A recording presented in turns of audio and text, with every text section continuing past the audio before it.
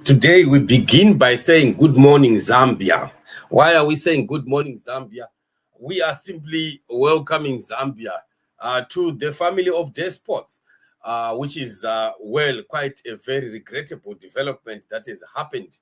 Hichilema, welcome to the family of despots. Zambia, beware.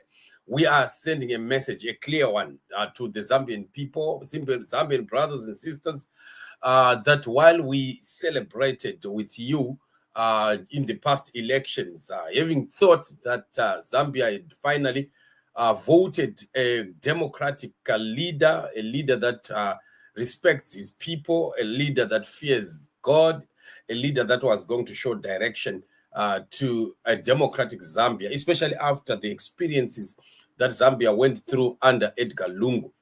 Today, it's a sad day, not only for Zambia, it's a sad day for Southern Africa, it's a sad day for Africa, because we know exactly what is happening. When you see these ZANU-PF individuals getting along with your leadership and know exactly what is happening. So we saw this happening in Tanzania. The hanging out of ZANU-PF despots with Tanzania has led Tanzania to where Tanzania is today, a very broken nation of dead bodies all over, which is quite very regrettable. Unfortunately, it has now come knocking on the door of our Zambian brothers and sisters, and we are saying, Zambia, beware. Now, this is time that Zambian people must begin to prepare for a torrid time ahead. Prepare for a hailstorm that is coming, especially towards the elections that are coming. It's not guaranteed that things will move accordingly, because we know what usually happens. ZANU-PF is a bad influence all the time, and it is really not the right thing to see your leaders in line engagement with these people. So while I've listened and looked at many comments that were coming from different people, Zambians, I also was quite interested in what Joseph Kalimbwe had to say. He did not say just one statement. He made about 3 different statements concerning this issue, and part of which he was saying actually it is regrettable that it seems like politicians are just good at talking democracy and equal rights while they are outside the circles of power. The moment they are within the circles of power, they forget totally the will of the people, and they join the despots on the table, which is exactly what we have seen. Zambia now, Hichilema visiting Mnangagwa for the first time, and all those expressions and welcomes and so on, and a dinner that has been thrown by the Aku at the State House in Harare, quite very regrettable. But we'll watch to see how Zambia is going to hold this one, how you are going to handle this one, and how you are going to proceed on this one. Well, like what we were saying yesterday, that Hichilema had no reason this time not to visit Zimbabwe and ZANU-PF, because after attending what happened in Tanzania, there's no way that he could continue to call himself that kind of a Democrat who will not associate with the despots and things like that. Courtesy of Tech TV Mark, this video of Hichilema arriving in Zimbabwe.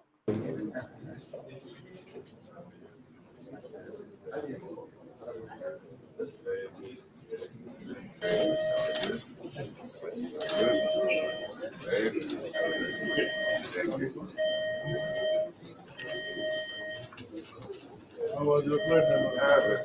Very short, too short. Just like going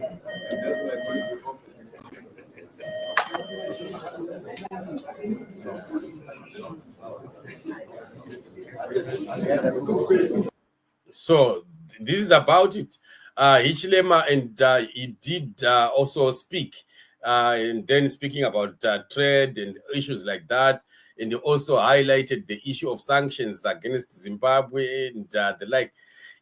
Just like the old guard that we are used to, that this is where they get to, always sanctions about Zimbabwe and so on. In other words, Hichilema is just joined the bandwagon of the rest of them, who are always standing and supporting ZANU-PF, even when they are killing their own people. Let's give opportunities for jobs for businesses to the people of Zimbabwe and Zambia, encouraging expansionist behavior between our two peoples, businesses and governments.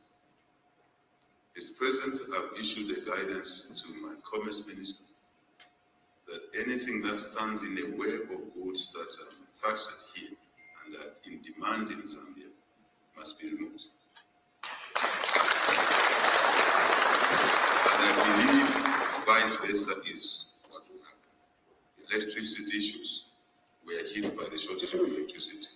We've asked my minister to work with his counterpart to make sure that the wheeling arrangements, transmission capability must be enhanced.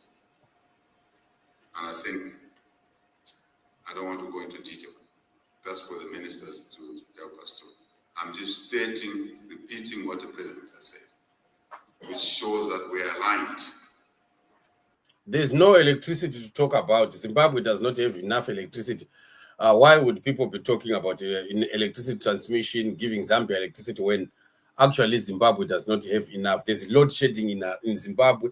And why should we be talking about exporting any electricity to another neighboring country when we can't supply our own, demands? So, this is just politics that they would just want to do. Zambia must just work on, establishing new power, generating projects. And that's it. This issue of having to look next door and so on, when the next door is struggling too. Zimbabwe and Zambia are two countries of Southern Africa that are struggling when it comes to electricity. We are even unlike Botswana, South Africa, and other countries. We are the worst, I think, in terms of our power stability and so on and so forth. So Zambian people, our brothers and sisters in Zambia, we are with you as the people of Zimbabwe, and we are praying with you that this man does not get totally baptized by these, despotic leaders that we might find in the next election, you going through a very, very, sad experience like what we've seen happening in Tanzania and what has always happened in Zimbabwe. So I don't know what Zambian people think about this, but we've had many comments from Zambian people expressing displeasure really about this association. And of course, Hichilema's, stance of late, his political stance of late is really very, very questionable. But this is what it is. We keep watching and praying until we shall get to the end of the story. But where we are going, there's quite a lot of drama coming ahead. Let's watch and see. Bless you. Let's meet in the next show. Shalom.